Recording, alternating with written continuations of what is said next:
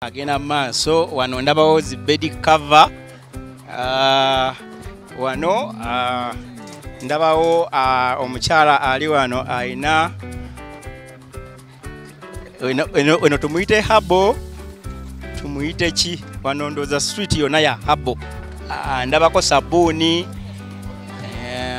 ate bana abenywegera Big Boy soap wenjagalira ddala ofadi Big Boy soap obeyo Big Boy akola kinabako obwina maso sabuni laba sabuni sabuni akola kyono kale tugenda kwogerako ne nyini workshop eno ate atunnyonnyole kiki ekigenda mu maaso omaliza maama kale soko otubuuzeeko ate otubuulire wano wetuli wano bayita bino babiyita batya liba Tanzania balita we do pure herbs simanyi Luganda bulungi naye ngenda kugezaako katono okatandike n'amanya amanyaga bambita Harriet Jai yes mba Tanzania Arusha ndunda ndaga wavude Tanzania ya mvude Tanzania naye ndina outlet wano Uganda mbadengolera ku Muganziraza naye ngenda kuba nchusa nemba wa location yange mpya ntunda ddagala like lino balita Simos ndunda gino mirandira bagiyita Simos Simos yakola Simos ekola bingi erimu na 92 minerals so it cures like every disease name it cancer prostate cancer swelling blockages wagala kufa lero no ginywa sokolinde mirandira emirandira bazizimba mu nyanja eri Zanzibar yes ajiba ku nyanja then tugikoramu ne powder Simos seaweed sweet ejanjaba buli bulwadde ne kikwongeramu n'obulamu immunity boosting muntu alina silimu alikozesa cancer or even stage 4 linywa nekwa ne bulamu so no dagala otwala no teka mu mazi ne lisanuka like gel nonywe yo gel within 2 days you ogenda kuno olinde oteka mazi gabuguma mazi osobola kuteka magabuguma ganyogoga no linda ko like 2 hours ne kisanukira mu mazi ne kizimba nyo mu mazi osobola kukifumba like mmere n'olya osobola kuteeka mu nini mu food and you take it kikwabula mu nnyonyo it has magnesium calcium iron every type of mineral is found here then ne tukikola mu powder yayo eno powder lonyo eno powder ulcers even if it's H pylori owonerawo ulcers nga zimbonya onuna nune okola oteeka mu mazzi ne kibeera like buugi n'okinywa owonerawo ulcer owulira tajanjabika ejanjaba nnyo even one day you feel the change n'owonerawo kati tulageko ku product one tulina anti aging kakolako bulungi nnyo ku bakyala tetwakala kukaddiwa maybe wagala kukaddiwa by choice but kano kakunyiririza skin kakunyiririza lususu n'onyirira nnyo n'osala n'emyaka n'onyirira nnyo and then it tightens your skin bakaita anti-aging neka boosting omubiri neka jamu kasasiro kona tewali wade bloating omuntu akula body 50 no vera 20 bakanyera ku chai oteka mazi gocha nonywa mirundi ebiri ndetewani muskari then kakwaturo no wevaka you don't sleep you sleep like a baby yeah naye bagala okusigala ne kaskini akaba baby basireya abakolamu anti-aging tea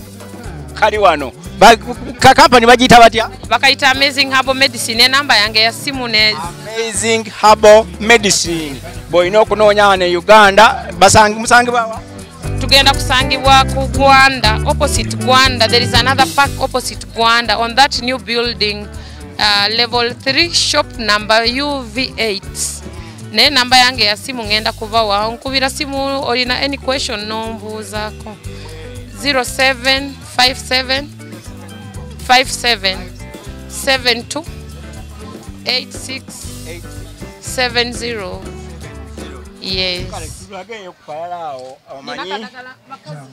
abakyala babwagala nnyo obwo nina bakazi bagala maybe conception fertility ebasumbuwa nnyo I have remedy for you abakazi bagala abaana naye biganye abagumba even wazaalako wagala kuddamu kuzaala biganye ndawonerewo oteeka mu mazzi gokya n'onywa kajiko katono mu mazzi gokya n'onywa. I give you a span of 4 weeks tolaba periods ozirabirawo n'ofunirawo omwanawo. Satu olina you start the process now. Kale bannaye kano bakayita alaka kabakyala abatazaala abagumba onoonyeza omwana emyaka n'emyaka omwana abuze. Look no further. Tulekereyo akalala awo wano tuli ku mudaala kozi bagaye bakuyitaani Amazing Herbs we tuli bachekingeko enamba yaabwe esimu tugenda kuba tugikuterako ku screen. Ine ekibuuzo kyonna ojja kuba osobola okubakubirako ate oyongere okwebuuza ku bimu ate kino nga nnengerako kyabakyala ekitegeeza osinga kuba nnyo na bintu byabakyala kino ndabako kyabakyala fa abaami ffe nga tufuddeko tubalina kati kano kakola ki ovale kano ka ovali okamixinga na kali kaharaka n'okatabula n'okanywa nekoza uterus yonna ya mukazi n'ejjamu blocked tubes, missed periods, hormonal imbalance, ovarian cyst, myoma, buli kasasiro kali mu uterus ya mukazi ako ka detoxifying. Kati kano bakakozesa batya? Omixinga na kali kalala. N'engwana kadagala bakayita kawabugia n'okanywa n'owonerawo. Yeah. Kale. Ate ffe abayine embuto ennene. Tulinawo kaba mbuto.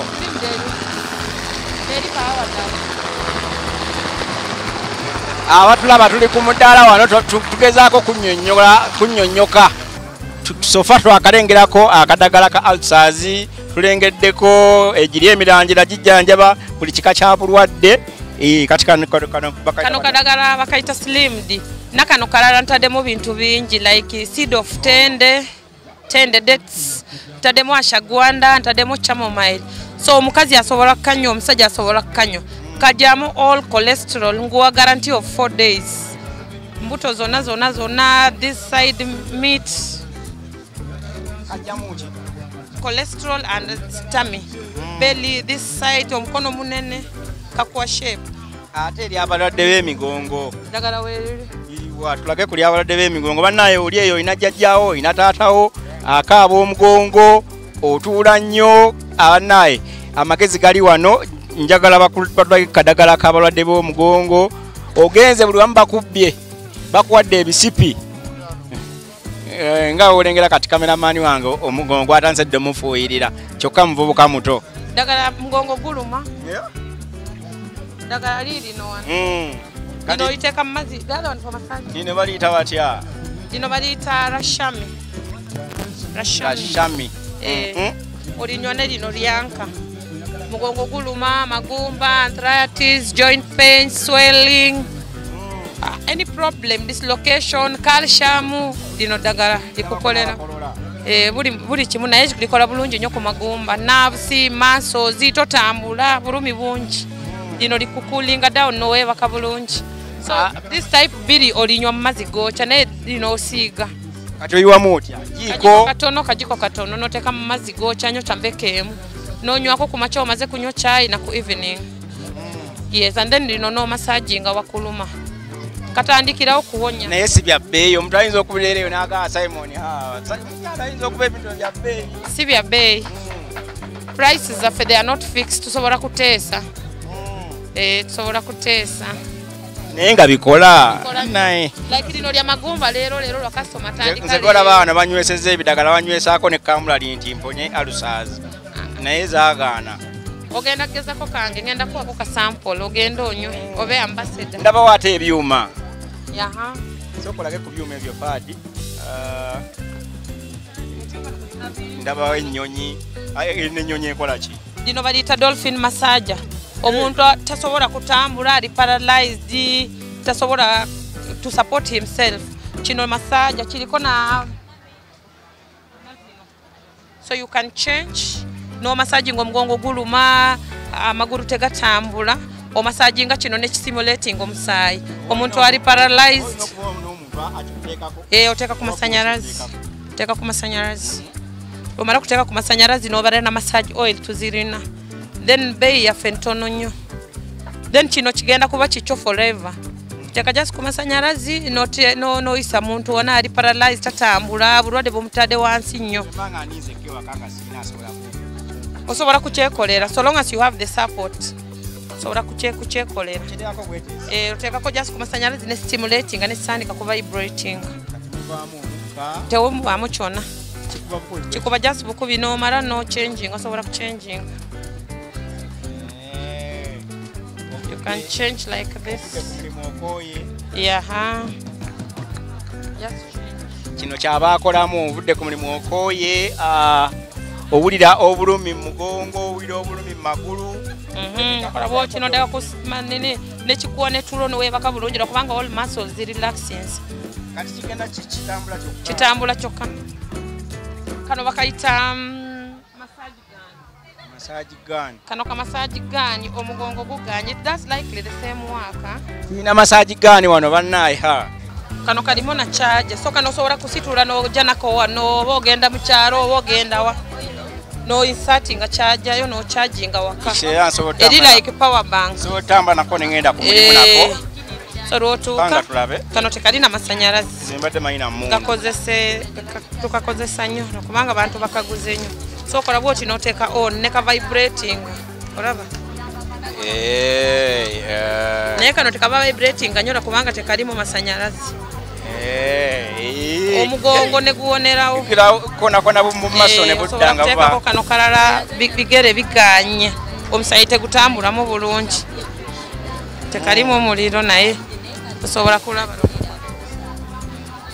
Kano kakona kibigere. Bigere mugongo yani musayi gutambulemu Bannaye abalina abakadde mujje mutweyune enamba ku screen awo weziri ez'omukyalo ono osobola okujja ne weefunira kano akuuma n'otwalira muzeeyi naye mwenyini oyinza okuba oli eyo ng'omugongo gukumazeeko emirembe jangu ofune eddagala ate obe nga osobola okuwonebwa.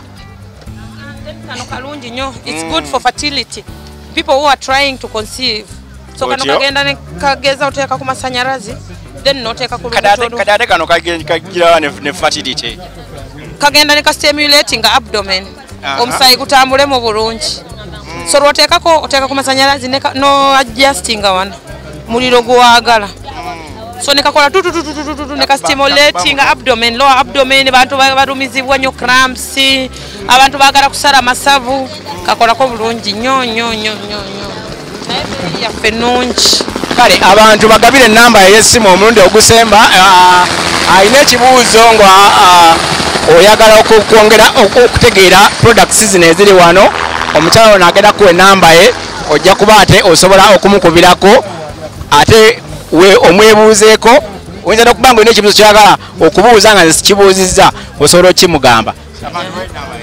Enamba yange ya simu is 0757 72 8670.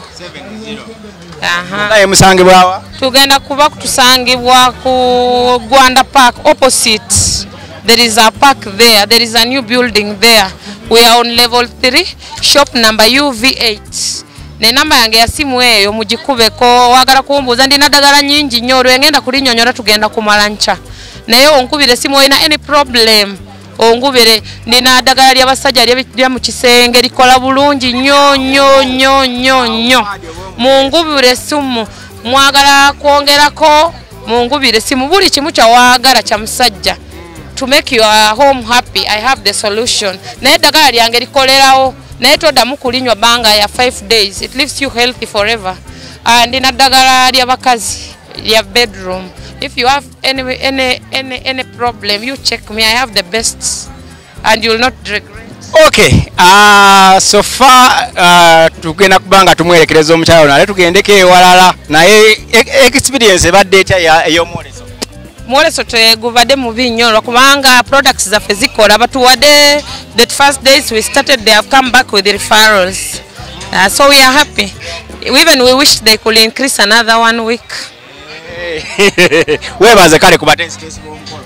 I think organize a Luba event. I appreciate so much. At least I've got connection from this exhibition, and I'm grateful very much. Kino kikajjo. Mama oli otya? Ono juice bamukola batya? Kana akuuma ka sugar cane machine kakuba juice. Oteeka wano ekikajjo wano. Wano. N'onyoola booti. Juice aba ayiika wano. Aba ayiika wano mu kasenge ejja kati n'abeera awo wati. N'okuba juice tetussaamu mazzi, just supu wa kikajjo. Gwe tukuba. Tetwagala kusaamu mazzi. Kati okuweza giraasi ya supu olina okukola ebikajjo ebyo. Kisinziira kikajjo, ofuna ekikajjo ekirungi kati ng'ekyagoowa n'oteekamu. Kati ono yena juice temuli mazzi, ono yena ali mu bucket juice.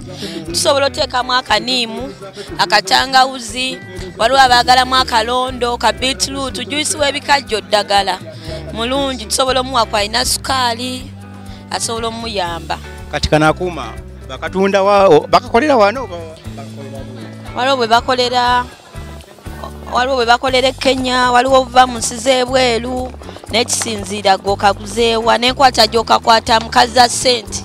Kakuba kikajjo kyokka oba ne watermelon sobola ogiteeka? Buli ekisobola onnyigibwa nga kivaamu supu kisobola okugendamu. Yese ne karoti zisobola.